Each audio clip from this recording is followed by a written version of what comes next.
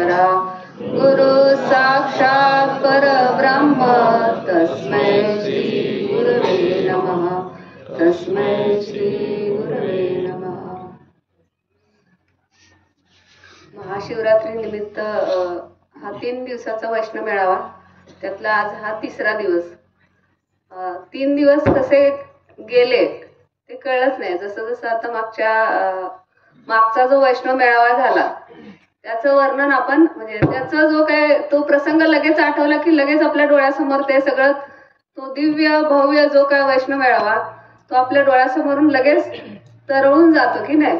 आणि मग तिथे जे ऐकलेलं, तिथे जे अनुभवलेलं, तिथे ते सगळं आपल्या स्मरणात लगेच येतं आणि ते स्मरणात आहे तोपर्यंत लगेच दुसरा वैष्णव मेळावा असं आपल्यासाठी हे नित्य वैष्णव मेळावे संत कृपेने होत आहेत।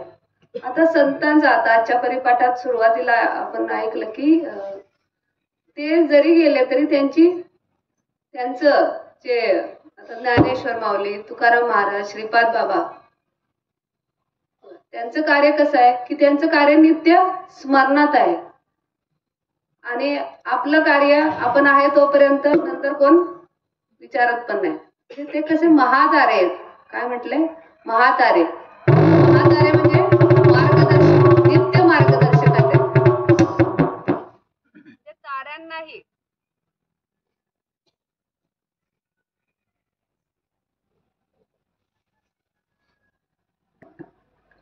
सूर्य तारे आपण जे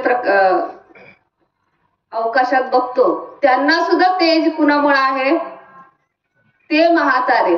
आणि त्या महाताऱ्यांचं स्मरण केलं की आपल्याला सुद्धा त्या ज्ञानाने त्या मार्गाने जाऊन तिथपर्यंत आपण जिथून आलोय, प्रलय झाला पाहिजे ना, प्रलय झाला पाहिजे म्हणजे आपण जिथून आलोय, ज्या कारणासाठी आलोय, ज्या कारण जे आहे तिथपर्यंत आपल्याला पोहोचायचं आहे। मग आपलं मूळ स्वरूप काय ह्याची इथं सत्संगात आल्यानंतर आपल्याला जाणीव करून दिली जाते। प्रत्येक सत्संगात आता हे बाबांचे जे प्रवचन घेतले ते मासाळवाडी 2 वर्षापूर्वी मासाळवाडी उद्घाटनाच्या वेळेला झालेलं प्रवचन, त्याचं लिखाण झालेलं आहे आणि त्याच्यामध्ये जो विषय मांडलेला आहे आपण तो समजून घ्यायचा सगळ्यांनी। सुरुवातीला झालं की श्रीपाद बाबांना घोटीचा म्हातारा म्हातारा म्हणायचे नाही। म्हातारा म्हणजे आपण असं लौकिक अर्थाने बघितलं, व्यावहारिक दृष्टीने बघितलं तर आपण म्हातारा म्हणजे ज्यांचं वय झालंय असं म्हणतो की नाही, तसं नाही। महातारा आहे, महातारा। बाबांनी फोड कशी केली शब्दाची? म्हातारा म्हटल्यावर आपल्याला काय वाटतं की असं थोडस कमीपणा वाटतं ना, पण तेच महातारा। संतांच्या बाबतीत कसे आहेत ते महातारा। बरं आता संतांच्या बाबतीत सगळ्या संतांच्या बाबतीत बघितलं तर त्यांनी हा विषय बघा त्यांच्या अवतार कार्यामध्ये त्यांनी एक निर्देश केलेला आहे की कुठल्या वयात परमार्थ केला पाहिजे आणि मग तो भक्तीचा सुगंध कसा पसरतोय। माऊलींचं वय घेतलं तर बघा अवघं 21 वर्षाचं आयुष्य आणि त्यांनी 16व्या वर्षी आपण सांगतो ज्ञानेश्वरी लिहिली। आपण काय म्हणतो 16वं वर्ष, आपण व्यावहारिक दृष्ट्या काय म्हणतो लौकिक अर्थाने 16वं वर्ष धोक्याचं, पण संतांचं कार्य बघितलं तर 16वं वर्ष मोक्याचं म्हटलं पाहिजे किंवा उद्धार करून घेण्यासाठी ते योग्य वय किंवा हे जे समजून घेण्यासाठी, हे ज्ञान जे समजून घेण्यासाठी योग्य वय, सगळ्यात योग्य वय म्हटलं तर ते वय म्हणजे त्या वयात जर परमार्थ घडला तर त्या ठिकाणी भक्तीचा सुगंध पसरतो आणि त्या भक्तीच्या सुगंधामुळे बाकी सगळे पण त्याच्यातून त्या सुगंधाची अनुभूती घेऊन त्याच्यातून तरुण जाऊ शकतात, या भवसागरातून तरुण जातात। आता आपण अनुभव घेतोय की नाही, माऊलींनी ज्ञानेश्वरी प्रगट केली आणि आज सुद्धा जगाला बोध होतोय की नाही त्याच्यातून। आज सुद्धा आपण ह्या भवसागरातून तरुण जाण्यासाठी श्रीपाद बाबांचं उदाहरण बघितलं तर त्यांनी पण तरुणपणी मला ज्ञानेश्वरी वाचली, मला हा विषय समजला पाहिजे, मला कोण भेटते का हे सांगणार, तळमळ काय मला हे कोण भेटते का, मग गुरु परंपरेनुसारच असलं पाहिजे।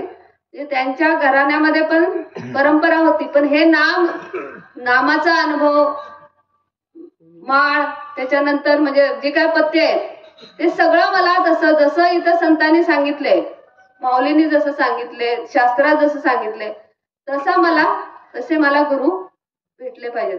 बघा आता त्यांनी ते खरं तर मूळ स्वयंभूच आहेत, पण आपल्यासाठी हे मार्गदर्शन आहे, आपल्यासाठी मार्गदर्शन आहे की आपल्याला पण असं मार्गदर्शन घेऊन आपल्याला पण गुरु परंपरेमध्ये आलं पाहिजे.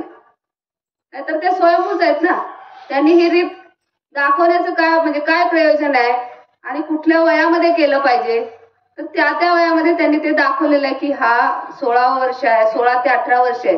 ते परमार्थाचा विषय समजून घेण्यासाठी, विषय प्रयोजन समजून घेण्यासाठी, भक्ती करण्यासाठी अगदी योग्य वय आहे. नंतर मग पुढचं जे काय आहे, पुढचं जे त्याच्यापासून जे पुढचं कार्य ह्या वयातच समजलं तर विश्व कल्याणाचं कार्य पुढच्या ह्याच्यात होणार आहे. नाहीतर आमचं बघितलं तर म्हणजे बऱ्याच जणांचं की उतार वयामध्ये आपण म्हणजे बऱ्याच जणांचा गैरसमजच असतो की सगळं प्रपंच वगैरे संपला, सगळं झालं, मुलं बाळ झाली, ज्याची त्याची मार्गाला लागली की 60 वर्ष रिटायर झाल्यानंतर मग रिकामा असल्यानंतर करायचा हा विषय आहे. पण मूळ जन्माला आपल्याला येण्याचा उद्देश हाच आहे की हा विषय समजला पाहिजे आणि तो योग्य समजण्याचं जे वय आहे ते खूप सुरुवातीला आहे. आपण मुलांना पण कोणी अनुग्रह माळ वगैरे घालत असतील तर काय म्हणतो, यांचं काय खाय प्यायचं वय आहे, कशाला घातली यांनी माळ वगैरे.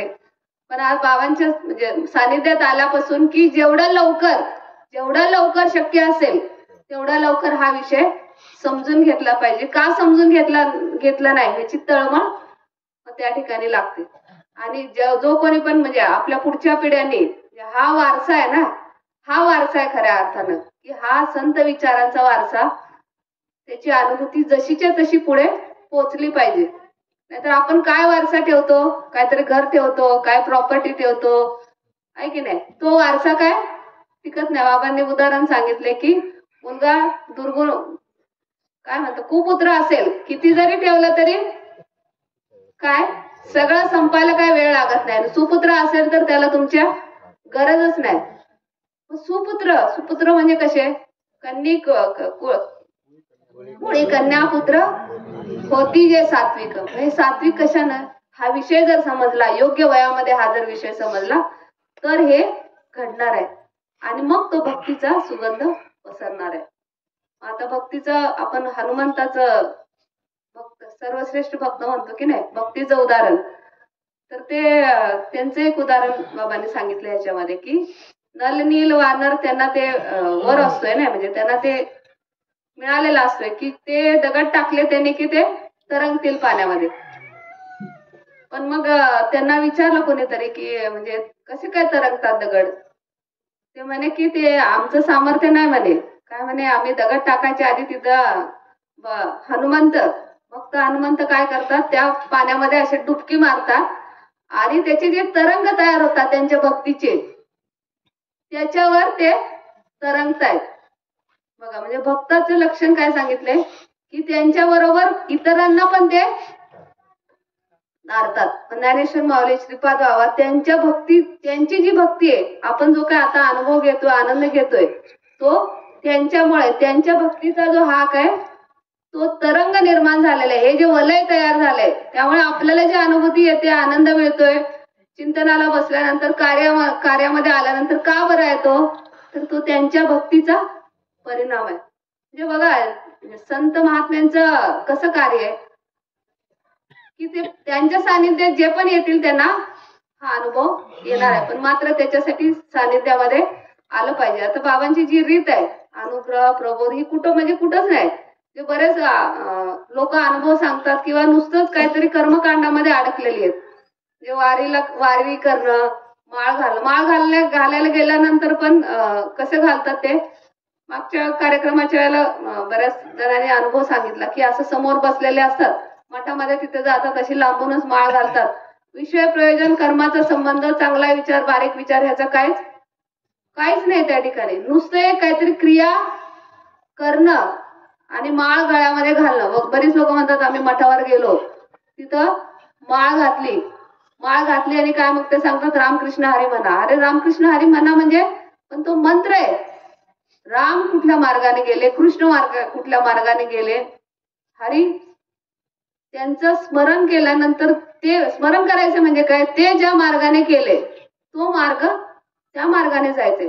तेनेची पंथे चालू जाता न पडे गुंता कोठे काही. पण तो त्या पंथावर कसं चालायचं हे तिथं सांगितलं जात नाही. इथं कसं आहे बरं, अनुग्रहाची रीत आहे, प्रबोधाची रीत आहे आणि त्याच्यानंतर साधन चतुष्टय पण आहे. म्हणजे अनुग्रह देताना बघितलं जात नाही की कुणाची किती साधना झालीये, कुणाचं काय काय मागचं काय काय गाठोड आहे.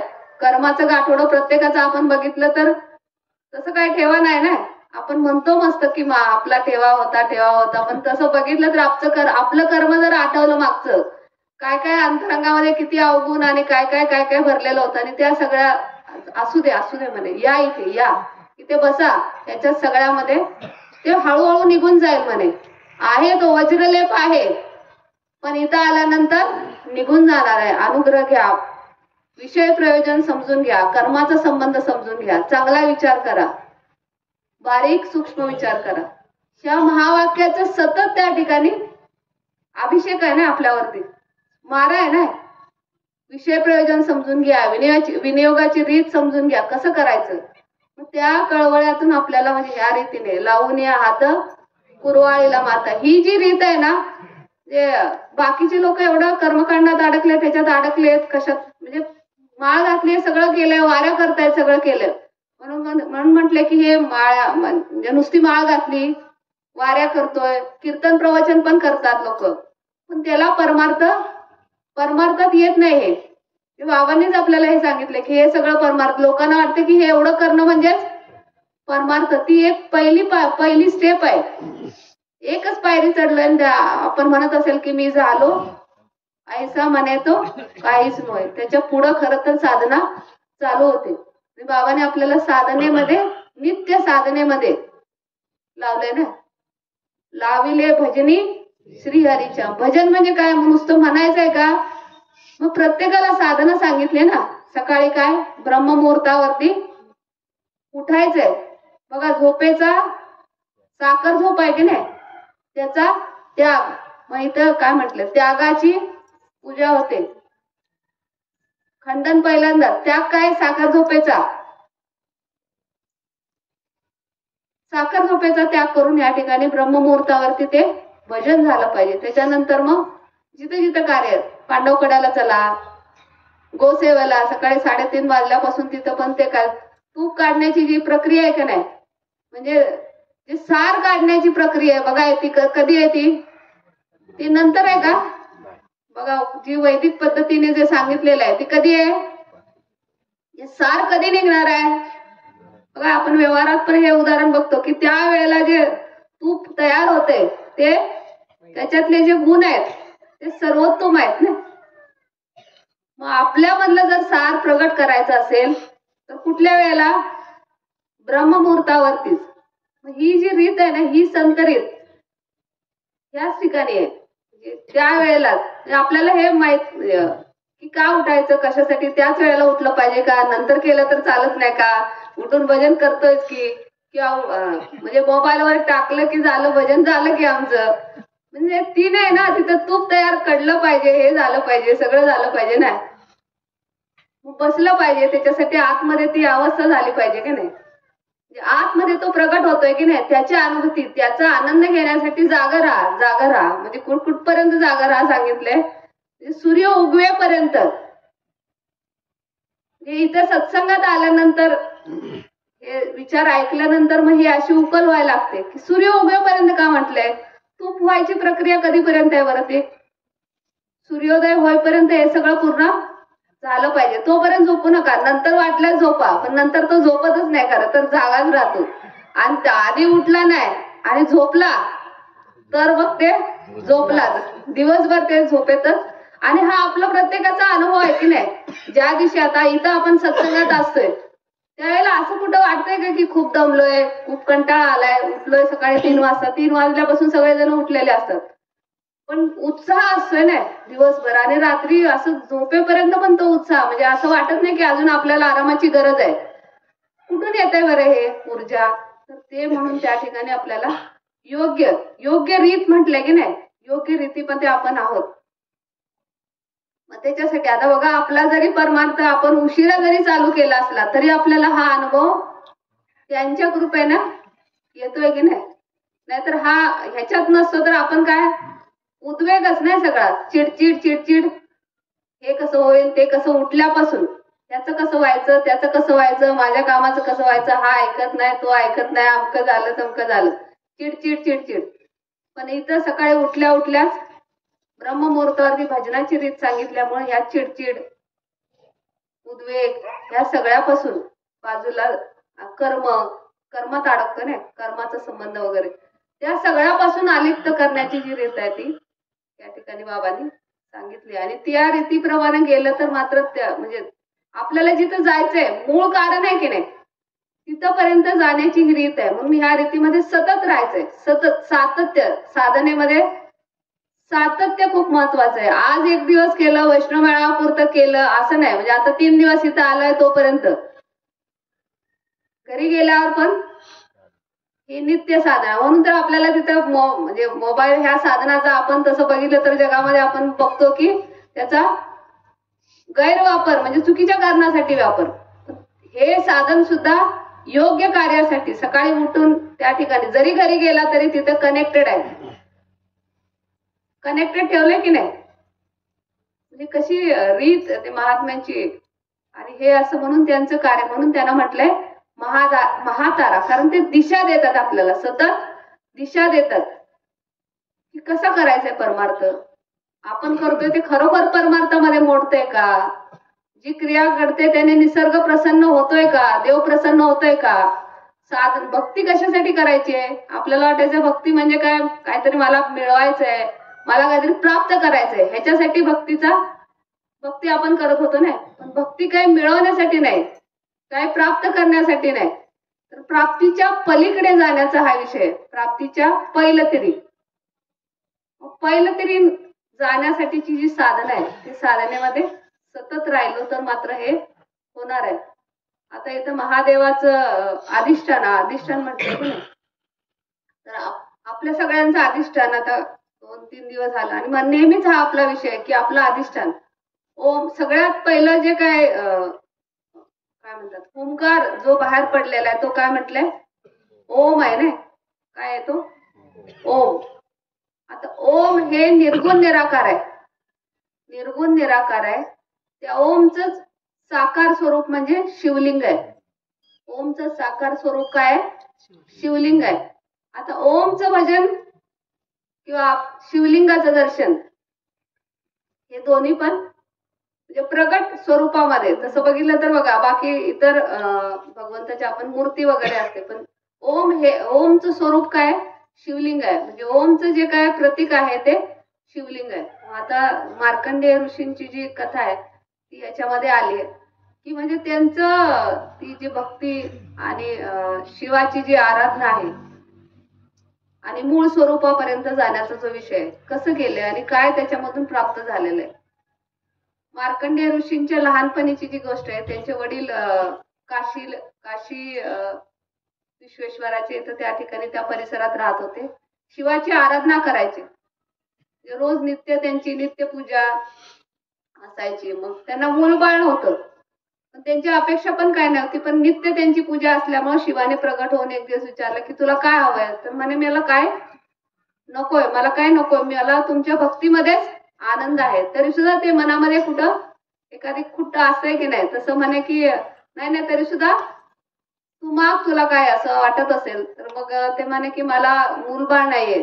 मग म्हणे ठीक आहे, मग मी तुला वर देतो, पण आता तुला मी वर देतो त्यातनं तुला निवडायचंय की तुला मुलगा होईल, पण तुला निवडायचंय 5 वर्षाचा हवाय की 100 वर्षाचा हवाय. बघा, 5 वर्षाचा हवाय की 100. म्हणजे एक असेल तो 5 वर्ष जगेल आणि दुसरा असेल तो 100 वर्ष जगेल. पण 100 वर्ष असणार आहे तो दुर्गुणी असणार आहे आणि 5 वर्षाचा जो असणार आहे तो सद्गुणी असणार आहे, सत्वगुणी असणार आहे. मग विचार कर म्हणे, म्हणजे तुला चॉईस आहे म्हणे ठरवायला. आता हे 100 वर्ष मोठं आयुष्य आहे, पण दुर्गुणी असेल तर काय उपयोग त्याचा. मग तो पण म्हणजे आता शिवाचा भक्त आहे ना, म्हणतो की नाही मला 5 वर्षाचा मुलगा चालेल. म्हणजे विचार काय केलाय तर चांगला विचार काय की 5 वर्षाचा का असेना पण चांगला असायला पाहिजे. काय असायला पाहिजे? चांगला असायला पाहिजे, सत्वगुणी असायला पाहिजे, भक्ती करणारा असावा. मग आता तो मुलगा भगवंताने दिलाय, सत्वगुणी आहे म्हटल्यानंतर त्याचं जे तेज आहे ते लहानपणापासूनच कसं आहे, म्हणजे त्याच्याकडून सात्विक कर्मच व्हायची सगळी. आणि मग असा मुलगा असल्यानंतर आनंदी आनंद आहे ना सगळ्याला. मग आता जसं जसं 4 वर्ष 4.5 वर्ष एकदम अशी चांगली जातात आणि जसं जसं त्याचं 5 वर्षाकडे यायला लागते, म्हणजे व्यावहारिक दृष्टीने 5 वर्षाकडे यायला लागते, तसं तसं ते वडिलांची काळजी वाढायला लागते ना, की आता आहे आपला मुलगा एवढा चांगला आहे, आपला मुलगा एवढा चांगला आहे, पण त्याला भगवंताने एवढंच वर्ष आयुष्य दिलंय, किती 5च वर्ष आयुष्य दिलंय, अजून त्याला जास्त पाहिजे होतं. मग काळजी, त्याला चिंता लागून जाते की आता कसं व्हायचं कसं व्हायचं. मग जो कोणी पण भेटेल त्याला ते विचारायचे की काय उपाय आहे का, काय उपाय आहे का सांगा म्हणे. एक महात्मे असेच जात असतात बाबांच्या सारखे, की ते काय सांगतात म्हणे, तू म्हणे आता त्याचं थोडे दिवस राहिलेत ना, म्हणजे अगदी 5-6 दिवस राहिलेले असतात, त्यावेळेला त्याला ते महात्मे भेटतात. ते म्हणे की तू काय करतो आता, इथं गंगा किनारी काशी विश्वनाथ गंगा किनारी आहे, तर ते गंगा घाटावरती तिथे पहाटे जात जा म्हणे ब्रह्ममुहूर्तावरती, तुझा मुलगा पण घेऊन जात जा आणि जे पण भेटतील त्यांना नमस्कार करत जा, त्यांना साष्टांग दंडवत घालत जा. आता जे पण सांगतील ते उपाय करायला हवे. महात्म्यांनी सांगितलं ना, विश्वासाने त्याने बरोबर श्रद्धेने निष्ठेने तो विचार ग्रहण केला आणि त्या दिवसापासून ते रोज सकाळी आपल्या मुलाला घेऊन रोज तिथं गंगा घाटावरती जायचे आणि जे पण भेटतील, जे जे भेटे ते आणि जे भगवंत ह्या भावाने ते तिथं नमस्कार करायचे. म्हणजे नमन काय म्हटलं, वंदन भक्ती घडली या ठिकाणी. आणि मग असं जाता जे पण येतील ते, मग एक दिवस सप्तर्षी आले तिथं. सप्तर्षी आल्यानंतर त्यांनी वंदन केलं, वडिलांनी पण वंदन केले, मुलांनी पण वंदन. मुलगा सात्विकच होता, वडिलांनी सांगितलेलं ऐकायचा. वंदन केलं. वंदन केल्यानंतर सप्तर्षींनी काय 7 ऋषी आहेत ना, आशीर्वाद दिला, चिरंजीवी भव. मग आता हा तर त्याचे 4-5 दिवसच राहिलेत आणि आशीर्वाद काय दिलाय, मग लगेच ते वडील असतात ते म्हणतात की तुम्ही जर आशीर्वाद दिलाय चिरंजीवी व्हावा, पण याचं आयुष्य एवढंच आहे, आता कसं काय म्हणे. मग आता काळजी कोणाला, सप्तऋषींना, की आता आपण आशीर्वाद दिलाय, आता सप्तऋषी पण महात्मे आहेत नाही, त्यांचा आशीर्वाद काय खोटा ठरणार नाही. पण त्याच्याही आधी शिवाने आयुष्य दिलेलं आहे ना, भगवंताने आयुष्य दिलेलं आहे, ते पण काय खोटं व्हायला नाही पाहिजे. आणि आम्ही तर आशीर्वाद दिलाय, मग त्यांना पण काळजी. मग ते काय करतात, तू म्हणे काय वडिलांना काय म्हणतात, तू काय काळजी करू नको, मुलगा आम्हाला सोपव, आम्ही बघतो काय करायचं. नाही, ब्रह्मदेवाकडे घेऊन जात आहेत. ब्रह्मदेवाकडे घेऊन गेल्यानंतर ब्रह्मदेवाकडे पण ते म्हणतात की तू त्यांना, ते सप्तर्षी काय सांगताय, नमस्कार कर, वंदन कर. मग ते तो मुलगा काय करतो, ते त्यांना वंदन करतोय, साष्टांग दंडवत घालतोय. ब्रह्मदेव पण आलाय आता दर्शनाला, चिरंजीवी भव. आता सप्तर्षी काय म्हणतात, आम्ही सुटलो, आमच्या डोक्यावरचं वजन आपण कोण करतो की नाही, असं आता ही जबाबदारी तुमच्याकडे. तसं ते सप्तर्षी खुश झाले की आता ह्यांनी म्हटलं ना चिरंजीवी भव, आता हे यांच्या डोक्यावर. मग ब्रह्मदेव म्हणतात काय झालं, तर म्हणे की ह्याचं आयुष्य आता एवढंच राहिले, 2-3 दिवसच राहिलेत. म्हणे मग काय, म्हणे ते शिवाने दिलाय त्याला वर तसा, एवढंच आयुष्य आहे. आणि आता तुम्ही तर म्हटला चिरंजीवी भाऊ, मग आता ब्रह्मदेवाला काळजी, आता काय करायचं. मग ब्रह्मदेवाला काळजी लागल्यावर म्हणे आता ह्याच्यावर दुसरं कोणी उपाय करू शकत नाही, ज्यांनी आशीर्वाद दिलाय त्यांच्याकडेच गेलं पाहिजे. म्हणजे मूळ ज्यांनी दिलाय तिथंच गेलं पाहिजे, तरच याच्यावर काहीतरी उपाय सापडेल. दुसरीकडे कुठं पण जावं. आता ब्रह्मदेव पण आहे बघा, सृष्टीचे निर्माते आहेत, पण त्यांनी सुद्धा काय विचार केला, हे जिथं मूळ आहे, जिथून आले, म्हणजे जिथून हा विचार आलेला आहे, ते तिथंच याच्यावरती काहीतरी उपाय सापडणार आहे. म्हणजे भगवंताकडे महादेवाकडे घेऊन गेले. महादेव साधनेमध्ये आपल्या तप साधनेमध्ये बसलेले आहेत. मग त्याला म्हणतात नमस्कार कर, वंदन कर, तिथं साष्टांग दंडवत. ब्रह्मदेव काय सांगतात मुलाला, आता थोडाच वेळ राहिलेला आहे. ब्रह्मदेव सांगतात की तू त्याला साष्टांग दंडवत कर. साष्टांग दंडवत घातल्यावर भगवंत जागे होतात आणि तपातून म्हणतात चिरंजीवी भाऊ. मग ब्रह्मदेवाला एक सुटकेचा निश्वास की आता भगवंताने म्हटलंय ना, आता भगवंतच याच्यावरती काहीतरी उपाय शोधतील. मग भगवान ब्रह्मदेवाला विचारतायत महादेव काय झालं. ते म्हणे त्याचं आयुष्य तुम्ही दिलेलं आता एवढंच राहिलंय म्हणे, थोडंच राहिलंय, आणि तुम्ही तरी आशीर्वाद दिला की चिरंजीवी भव. बरं म्हणे, मग आता भगवंत आहेत ना शेवटी, त्यांच्याकडे उपाय आहेत ना, मूळ अधिष्ठान आहेत, त्यांच्याकडे उपाय आहे. ते म्हणे जा तुम्ही म्हणे ब्रह्मदेवाला म्हणता तुम्ही काय काळजी करून द्यावा, आता त्याला माझ्याकडं सोपवा. बघा म्हणजे कुठून कुठून कुठपर्यंत आले, शिवापर्यंत. आणि आता काय तुम्ही काळजी करू नका, मी बघतो काय करायचं ते. मग ते मुलाला बसवतात, तिथं पिंड शिवलिंग असते तिथं बसवतात म्हणे, त्याला विषय समजावून सांगतात आणि बस म्हणे तू तिथं चिंतन करत बस, ओम नमः शिवाय म्हणत बस म्हणे. लहान असतोय रे तो, ओम नमः शिवाय म्हणत बस म्हणे. तो मुलगा सात्विक असतोय, ऐकणारा असतोय, बसतोय तिथं, जे जे सांगितले तसं करतो.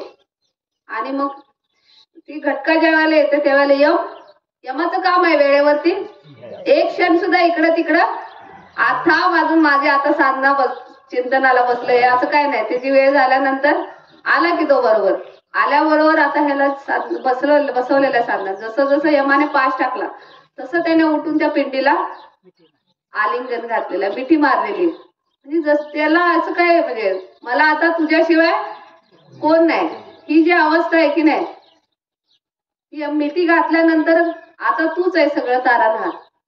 आणि मग त्या भगवंताने त्या ठिकाणी प्रगट झालेले, शिव प्रगट झालेले आहेत. आणि म्हणे यमाला म्हणतायत, यम म्हणतात तुम्ही प्रगट झाला, काय झालं म्हणे. म्हणे तू कशाला आलायस, यमाला विचारते तू कशाला आलाय. म्हणे तुम्हीच सांगितलेलं ना याचं 5 वर्ष, मग मी माझं काम करायला आलोय. म्हणे मी सांगितलंय पण कुणी दिलेलं आहे, तू विचार केलास का हे 5 वर्ष. हे म्हणे ब्रह्मदेवाने दिलेत का. म्हणे हे मी दिलेले आहेत. आता माझे आता शिवाचं बघा, शिवाचं 1 वर्षाचं गणित काय सांगितलंय, 1,53,53,108 एवढी वर्ष म्हणजे 1 मनवंतर. किती 1 अब्ज किती किती आता गणित केवढं मोठं आहे. तेवढी वर्ष म्हणजे 1 मनवंतर, आणि 1 मनवंतर म्हणजे ब्रह्मदेवाचा 1 दिवस. असं एका 365 दिवसाचं 1 वर्ष आणि 100 वर्ष आयुष्य ब्रह्मदेवाचं. त्याला गणित आहे का मोजायला, कॅल्क्युलेटरचे सगळे डिजिट संपतील. आता ब्रह्मदेवाचं 100 वर्षाचं आयुष्य म्हणजे महादेवाचा शिवाचा 1 दिवस. आणि असे 365 दिवसाचं 1 वर्ष आणि अशी 5 वर्ष म्हणजे त्या गणित आहे का त्याला काय, वर्ष किती, त्याला आयुष्य किती दिलंय, म्हणजे खऱ्या अर्थाने चिरंजीवच आहे की नाही. मग ते जे आहे ते तेवढं आयुष्य मी दिलंय. आणि ते आयुष्य ते जे बालक होतं की नाही ते मार्कंडेय ऋषी, त्यांना मार्कंडेय ऋषी आहेत की त्यांना चिरंजीवी मध्ये 5 चिरंजीवी मध्ये त्यांचं नाव आहे ना मार्कंडेय ऋषी, की त्यांना कोणी आयुष्य दिलेलं आहे, भगवंताने. म्हणजे भगवंताने दिलेलं कधी चिरंजीवी आहे ते. भगवंत काय देत आहेत, चिरंजीवी पद काय देत आहेत, चिरंजीवी. म्हणजे ज्या वेळेला स्वस्वरूपाचा विषय समजतोय त्यावेळेला हे असं चिरंजीवी झाल्यानंतरचा आता परिणाम काय आहे. चिरंजीवी झाल्यानंतरचा मार्कंडेय ऋषींचा सिद्धांत संग्रहामध्ये विषय आलेला आहे की शांबालेचा जिथे विषय आलेला आहे, शांबाला प्रगट कशी झाली. मार्कंडेय ऋषी असे बसलेले आहेत तिथं तपाला, पाऊस पडतोय, मग तिथं पाण्यामध्ये पान दिसलं आणि श्यामवर्णाचं बाळ त्या ठिकाणी प्रगट झालेलं आहे. म्हणजे किती वर्ष मार्कंडेय किती वर्षापासून आहेत आणि पुढे किती वर्ष राहणार आहेत. अशा म्हणे. आणि श्रीकृष्ण महाभारताच्या वेळेला, महाभारतामध्ये श्रीकृष्ण आणि अर्जुन ज्या वेळेला चाललेले असतात, आता हे बसलेले आहेत साधनेमध्ये, ह्यांचे नित्य त्या ईश्वरी लीलेचा अनुभव घेत हे बसलेले आहेत. मग पाऊस पडतोय, अर्जुनाला काय वाटते, अर्जुन त्यावेळेला जिंकलेलं असतंय ना सगळं, मी आता सगळ्यांचं म्हणजे पालन पोषण वगैरे राज्य करतायत ना. मग अर्जुन आता हे बसलेले दिसतात, पावसात बसलेले दिसतात, फक्त वडाचं एक पान डोक्यावर घेऊन बसलेत. कोण, मार्कंडेय ऋषी. आता मार्कंडेय ऋषी चिरंजीवी आहेत आणि अर्जुन त्यांना विचारतोय की तुम्ही एवढं तपाला बसलाय, मी पर्णकुटी बांधून देऊ का. आता पर्णकुटी किती दिवस राहणार आहे, 10-12 वर्ष. आता ते चिरंजीवी मार्कंडेय ऋषींचं आयुष्य बघितलं तर ते क्षण पण नाही त्याच्यात होणार, ती राहणार. म्हणजे तो म्हणे पर्णकुटीचा मला काय फायदा म्हणे, म्हणजे माझं चिरंजीव किंवा जे आयुष्य आहे त्याच्यानुसार ती काहीच नाही, म्हणजे ती आता घातली आणि आता नष्ट झाली, म्हणजे नाशिवंत आहे याचं त्यांना लगेच त्या ठिकाणी. आपल्याला वेळ लागतो ना, हे नाशिवंत आहे, सगळं नाशिवंत आहे, याचा साक्षात्कार व्हायला वेळ लागतो. पण त्यांना मात्र त्या ठिकाणी ते म्हणतात की मी तुझ्यासारखी अशी किती कृष्ण अर्जुनाच्या जोड्या बघितल्या. बघा किती कृष्ण अर्जुनाच्या जोड्या बघितल्या, त्रेतायुग, द्वापारयुग, सत्ययुग, हे सगळं कलियुग, हे सगळं मी बघत आलोय म्हणे. तुझ्यासारख्या अशा हजारो जोड्या माझ्या समोर आल्या आणि गेल्या. मग त्या ठिकाणी अर्जुनाला साक्षात्कार होतोय. म्हणजे महादेवाचं ज्या वेळेला आशीर्वाद प्राप्त होतोय आणि त्या अवस्थेला गेल्यानंतर जी अवस्था आहे की ती ईश्वरी लीला. मग सगळं बघितले, सत्ययुग बघितले, द्वापारयुग बघितले, त्रेतायुग बघितले, कलियुग बघितले, ही सगळी युग वारंवार ते पाहतायत. त्यामुळे ते ह्याच्याकडे बघताना आपल्याला लगेच आपण विचलित होतो ना, काय घडलं कलियुगामध्ये आपण आता आहोत. थोडंफार इकडे तिकडे काय झालं की आपल्याला लगेच सुख होतं किंवा दुःख होतं. पण ते हे सगळं नित्य बघत आलेत, त्यामुळे ते हे ईश्वरी लीला म्हणून पाहतायत त्याच्याकडे. त्यामुळे त्यांच्यासाठी म्हणजे काय, कोण आला काय, कोण गेला काय, किती आले किती गेले त्याचा हिशेब ठेवण्याची त्यांना, हे भगवंताच्या लीलेचा ते अनुभव घेत असतात. म्हणजे भक्तीचा परिणाम कसा सांगितला बघा, ईश्वरी लीलेचा अनुभव घेता येतो. जे काय घडते, जे काय घडतंय ह्या विश्वामध्ये, हे सगळी त्याची लीला आहे. म्हणजे अर्जुनाला सामर्थ्य दिलं युद्धाच्या वेळी, नंतर काढून पण घेतलं, ही सगळी लीला आहे. म्हणजे दिलं पण सामर्थ्य, काढून पण घेतलं, हे सगळं उलटापालट होत राहणार आहे. हा सगळ्या त्याच्या लीलेचा भाग आहे. म्हणजे जीवाचा प्रवास शिवापर्यंत झाल्यानंतर पुढचं काय आहे, म्हणजे हे सगळं जे घडतंय ते ईश्वरी लीलाच आहे आणि ह्या लीलांचा तो आनंद घेत असतो. परिपाठामध्ये गंगाशी विषय आला की हे आकाशरूपी पडद्यावरती हे चित्र आहे ना, हा जो काय आपण आता व्यवहार हे जे काय बघतोय हे चित्र आहे. आणि ह्या चित्र जसं आपण एखादा पिक्चर बघतो तसं हे आपलं आयुष्य पण, आणि कितीतरी आपण आयुष्य अशी घडत आली आहेत, घडणार आहेत, आणि त्याचा आपण आपल्याला काय वाटत नाही ना. जेव्हा आपण पिक्चर बघतो तेव्हा त्यात काय काय काय काय होत असते, कोण रडत असते, कोण काय करत असते, कोण हसत असते, कोण खेळत असते, त्याचा अनुभव आपण घेतो आणि सोडून घेतो ना, आपण त्याच्यात आसक्त होत नाही. पण हे आपल्या बाबतीत पण हे घडतंय, पण आपण त्या ठिकाणी काय होतो, आसक्त होतो, व्याकुळ होतो त्याच्यामुळे, आणि आपल्याला मग सुख दुःखाची जी काय अनुभूती, आनंदाची अनुभूती त्या ठिकाणी येत नाही, सुख किंवा दुःखाची अनुभूती. त्यामुळे आपल्याला ते लीलेचा आपल्या बाबतीत पण ते तशीच घडते, ही लीलाच आहे. आणि त्या लीलेचा ज्यावेळेला आपल्याला अनुभव घेता येईल त्यावेळेला खऱ्या अर्थानं आपला म्हणजे मूळ जिथून आलोय तिथं पोचलोय. आणि ते आपल्याला तेच टार्गेट तेच आहे की जिथून आलंय कारणाचं म्हणजे कार्याचं कारणामध्ये विलिनीकरण झालं पाहिजे. आणि त्यावेळेला ज्या वेळेला होईल त्यावेळेला ही लीला म्हणून त्याचं म्हटले भजन आहे ना, तेरी लीला सबसे न्यारी न्यारी. हा अनुभव कधी आहे, कधी म्हणता येते, हे भजन आहे ना, त्याचंच गुणगान आहे ना, तेरी लीला सबसे. मग त्यात सगळं प्रलय काळ आहे, कलियुग आहे, त्रेतायुग आहे, सगळं आहे. म्हणजे चांगलं पण आहे, वाईट पण आहे, पण त्याचा म्हणजे चांगल्याचा लय त्याचा हे पण नाही आणि वाईट आहे त्याचा निषेध पण आहे. हे असं घडणार आहे म्हणे, त्याची लीला आहे. त्याला कधी काय घडवावं वाटेल काय सांगता येत नाही. आणि हे अशी ही भक्तीची रीत आहे आणि हा जीवाचा शिवापर्यंत प्रवास आहे. त्याच्यासाठी आपल्याला जे म्हणजे नाम दिले की नाही, आपल्याला सुरुवातीलाच अनुग्रहाची जी नाम दिलेलं आहे किंवा भजनाची सुरुवात आहे बघा, सगळ्याची सुरुवात कशाने, ओम ने आहे ना, ओम.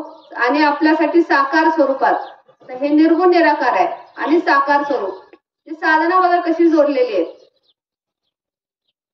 गो संवर्धन, वृक्ष संवर्धन, ह्या सगळ्यांच्या ठिकाणी तोच आहे ना नाद, वेगळा आहे का नाद, त्या ठिकाणी तो नाद ऐकायचा आहे आणि त्या नादामध्ये राहून ईश्वरी लीलेचा अनुभव घ्यायचा आहे.